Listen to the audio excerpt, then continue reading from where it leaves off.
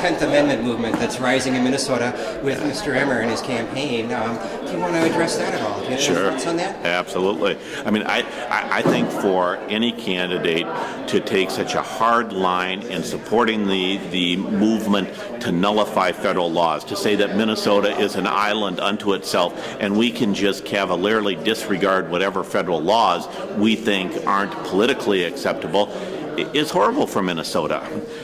Air and water pollution don't stop at the borders. We need federal regulation around clean air, clean water. I can't imagine a large business that operates in multiple states, much less across country borders, being willing to set up in Minnesota, not knowing if Minnesota is going to have its own rules on benefits, its own rules on right on down the line. I mean, it's the kind of proposal that is meant to satisfy a handful of people who want to destroy government. There's a three-step process to it, which sounds like you and me know the Capitol.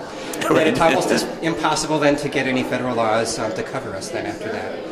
They would have to go through the House, the Senate, and the governor to make it. Right. So then conceivably you end up with 50 separate policies on any issue.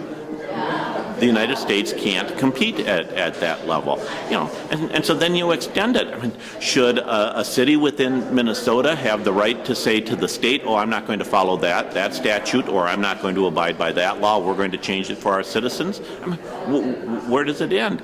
Now, do we need to rein in the federal government? Should we look at laws that have gone too far, that aren't being implemented effectively, that reduce competition, that reduce economic growth?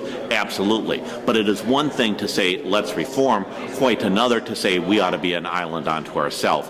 That latter point is bad for business, it's bad for the state, it's bad for Minnesotans. Do you want to add anything else about education? I tweeted a lot of what you said today, and I thought one of your more interesting comments was, don't want to ask how much, but ask why. Right. And you want to expound on that? Yeah, education policy, like policies around every important program that Minnesota has, ought to be focused on the outcomes. What is it that we want to achieve? If we keep asking how much, we keep treating it as a dollar issue, a math problem.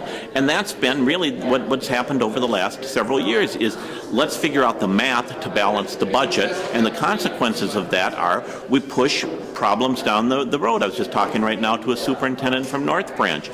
They're going to have to go to a 4-day school week.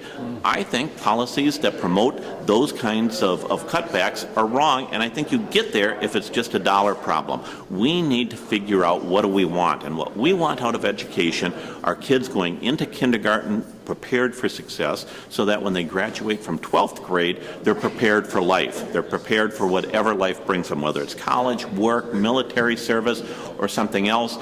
They are ready to succeed. That's what we need for Minnesota.